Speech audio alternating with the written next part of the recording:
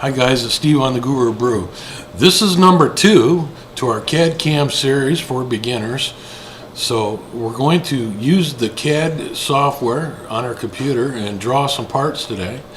And if you missed part 1, you can watch it right here and catch up on how we're going to make a Mame game cabinet and proceed with that. So let's get started.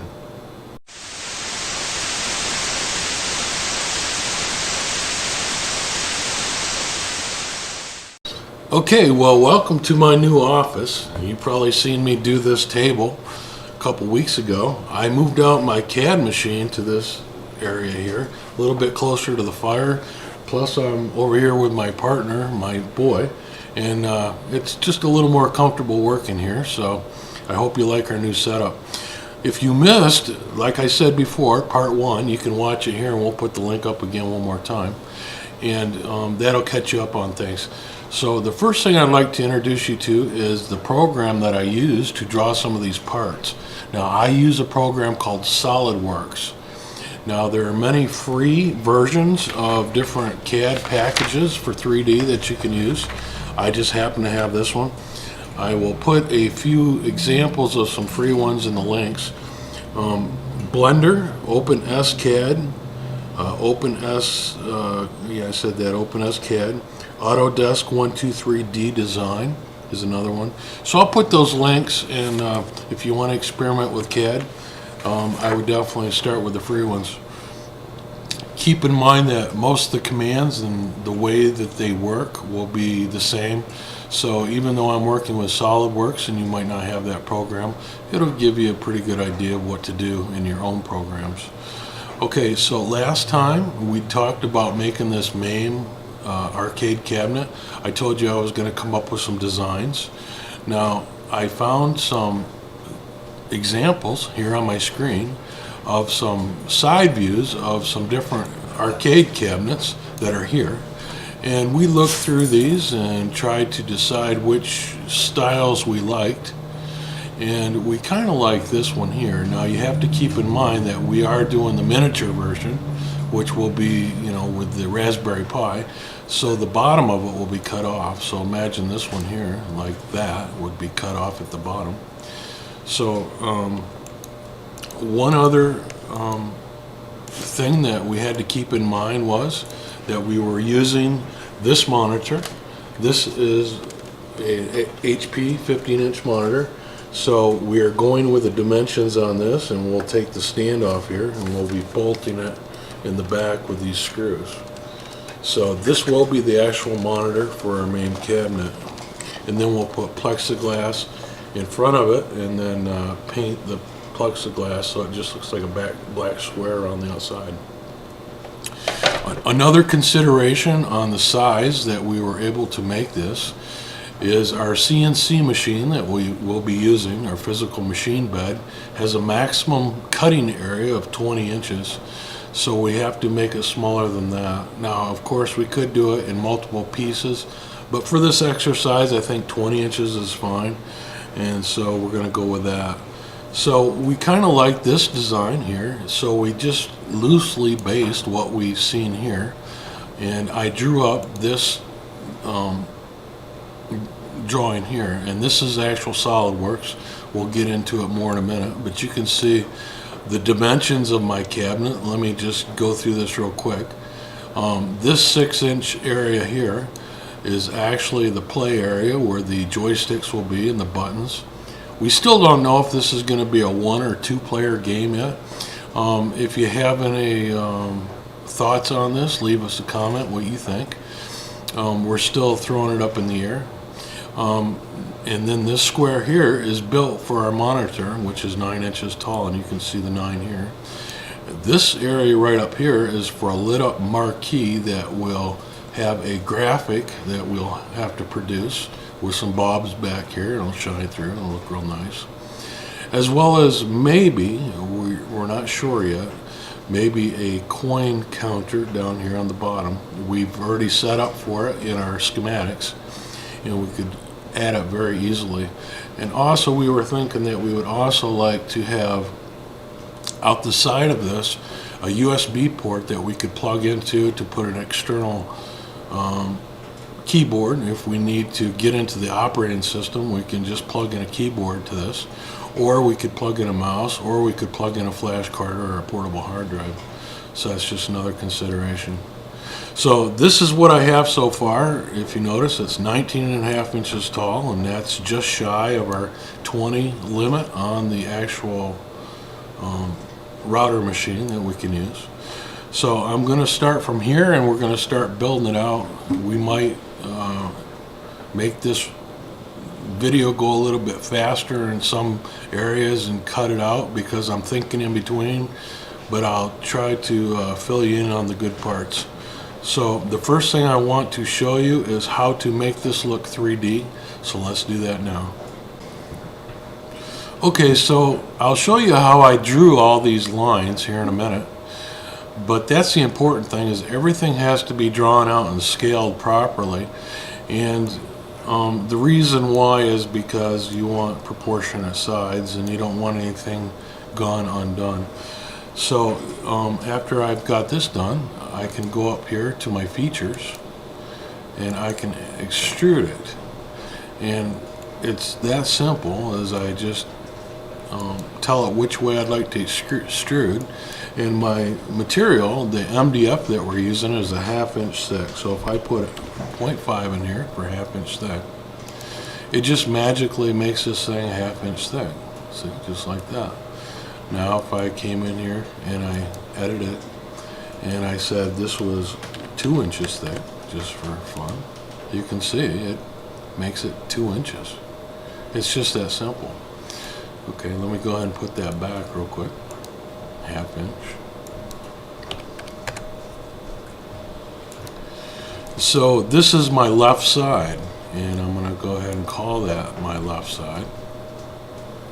Save it. And of course the left side and the right side are going to be the same, so I can go ahead and just copy this and save it off as the right side. So I'm going to go save as, save a copy, and I'm going to call this the right side. Just like that. Now the nice thing about Solidworks, that it allows you to do assemblies, and assemblies are where you can take individual parts and put them together and arrange them so that you make one assembly out of a bunch of little parts. And I will show you that now. Let's close these parts. Let's make a new assembly here. Okay, I'm going to bring in my parts. I'm going to browse for my parts. Okay, here's the left side I just made. Left. And I'm just going to place it here. Just like that. And then I'm going to go ahead and insert another part. And I'm going to insert my right here. And when I insert it, I want to make sure that it's on the right side of that. So what I want to do is move these around so that when I'm looking at it, they're in the right area, like this. You can see how I'm just kind of scooting them around. And that's a rough idea there. Just like that. Now the next thing that I'll go ahead and draw for you, so you got an idea of how it's done, is I'll put a back on this, okay? So the first thing I need to know is how long this area is here. Now we can open that part back up, and I can get the dimensions off that just by going to my sketch and editing. And I can actually use this tool and get my dimension there. So I'm just going to write this down. It's 16.7425.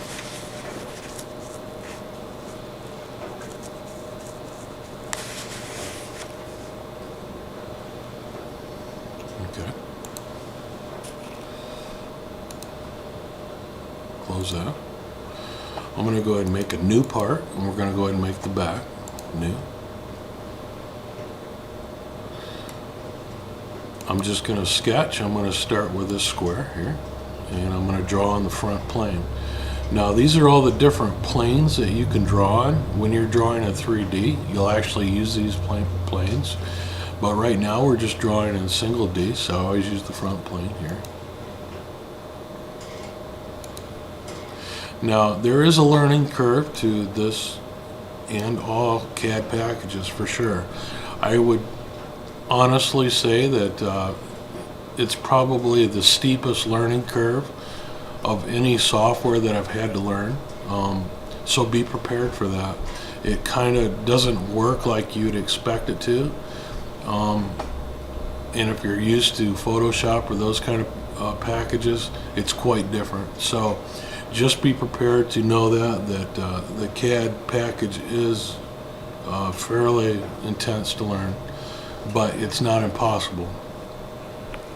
Okay, so I've drawn my square for my back, so I'm going to take my dimension tool here, and I'm just going to dimension this line here, and that number that I just wrote down was 16.7425. That's the height of it. And the width of my cabinet, I think I'm going to go somewhere around 17 inches. So I'm going to make it, and this can all be changed later. I'm just going to go 17.10. Just roughly like that. So I've got my square proportioned out here for my back. I'm going to go ahead and OK that. And now I have to extrude that to make it a 3D image. So I am going to extrude, and I am going to extrude it a 1/2 inch thick because my wood is a 1/2 inch thick here. There. So there's the back. Let's save this, save as. I'm just going to call this back. B-A-C-K. Save that. Okay, good. I can close that. Now, I can close that part too.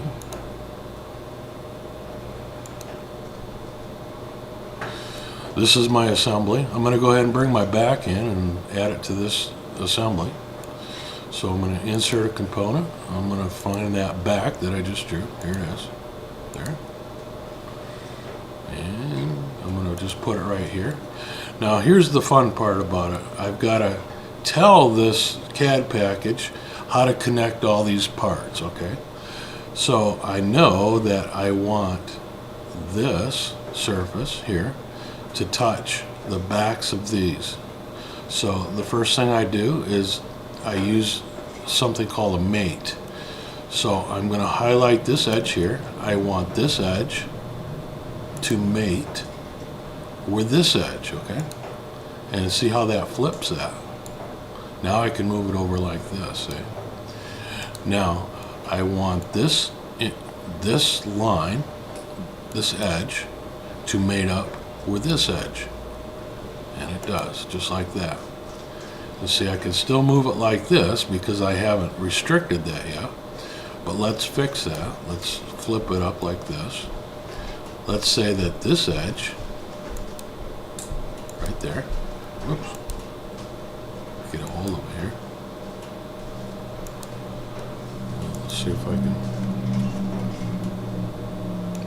This edge should mate up with this edge, and there they slide together. See how neat that is? Now when I flip this up, these two are connected. That's part of my cabinet right there. Okay, now I just have to do it to the other part here. So same thing, this edge here, the back edge, should be mated to the inside of this, which it now is, you can see. I can still move this around here. Oop, I just undid that. Shouldn't have done that. Let's see. Yeah, let me do that one again. This edge should be mated to this edge. Let me just check mark that. Bring that out. Now you can see how they're lined up. Now let's mate this edge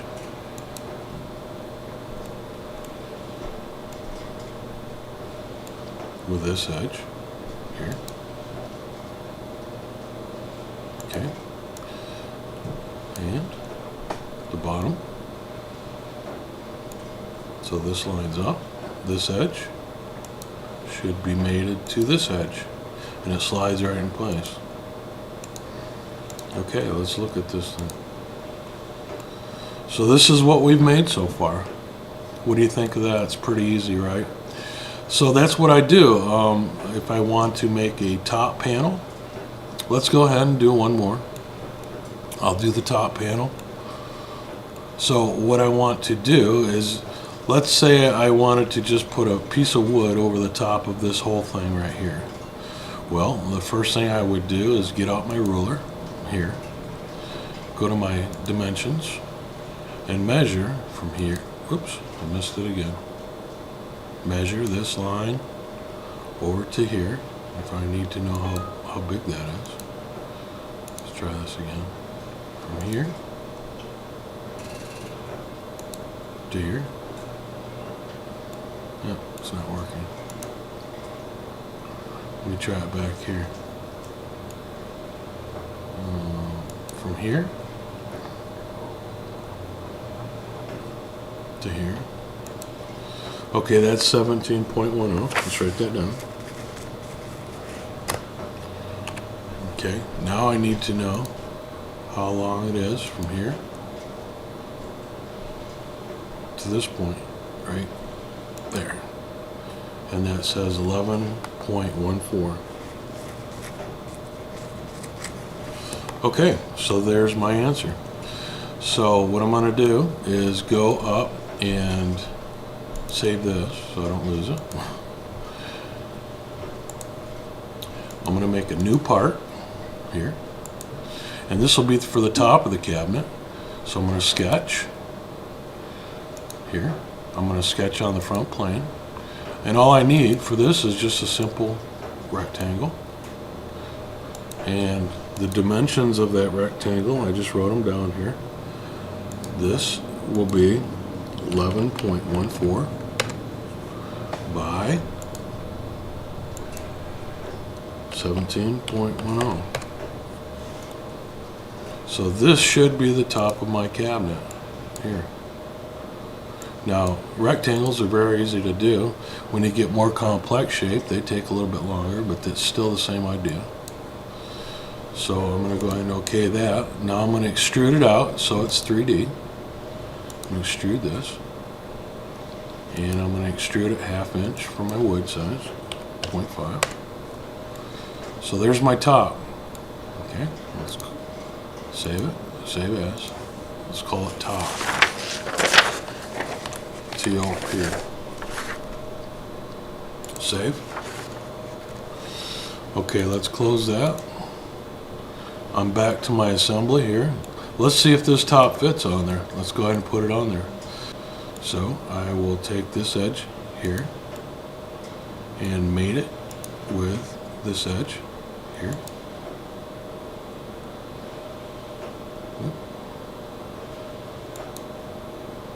Turn it around like that. There it goes. Sometimes you just have to play with it a little bit. And then I will mate this edge with this edge. Nope. So that kind of gives you an idea. I don't have it in there perfect, but I'm getting there. And that's how you keep moving along until you eventually get the whole cabinet made. Now, I do have to groove some of these parts so that they fit like an interlocking puzzle, and I'm going to go ahead and spend some time with that, and then I'll come back and show you some of the highlights as soon as I get a little bit further. Otherwise this video could be hours long, and I probably will be here a couple hours at least 2 or 3. So like I said, I'll collect the highlights and then I'll be back and I'll show you those, and then we'll have some final thoughts on this video. So I'll be back in a bit. Okay, I'm back. I've been working on this Mame cabinet for a while now, and I've got it to look like this, and you can see it's coming along pretty nice. It's not perfect, but yeah, it looks like something usable. Now this top control panel is all based on just an idea. I think that we need to go ahead and order our parts in so we can get these exact hole sizes. And also let us know what you think. If you think that this should be a 1 or 2 player control cabinet. We're still undecided. We think it might be a little bit small for a 2 player, but you know, the electronics are all ready to go if we decided to make it a 2 player. And also the coin slot. Should we put a coin slot in here, or should it be a free play?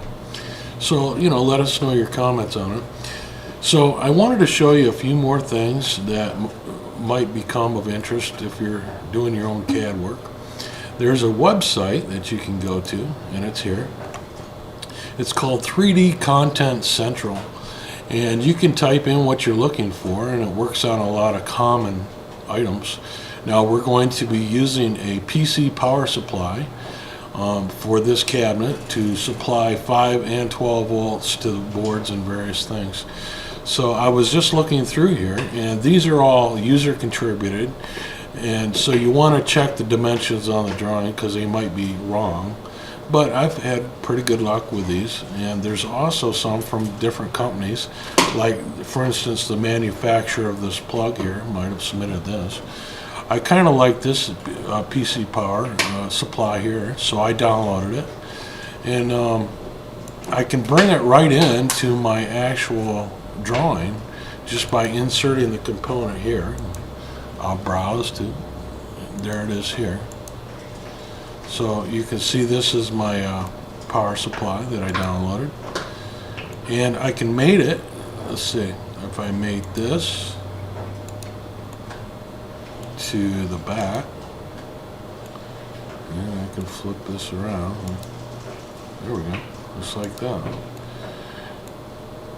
Now I can move this into position wherever I want on this back, just like that. Now you can see that this back is coming away from this panel here. That's because I didn't hook it down yet. I'm still working on it, so I wanted to be able to move different items. But you get an idea how I can take pre-made things and play with them and move them around and decide what I like and what works and what doesn't. So if I like that, I could leave it right there and then just pop this back together like that. So you get an idea what it looks like.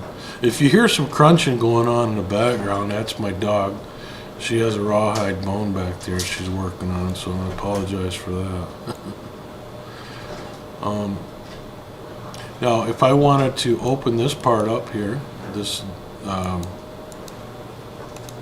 back part here, I could open this part, and I could edit my sketch, and I could actually make an access door just by drawing a square.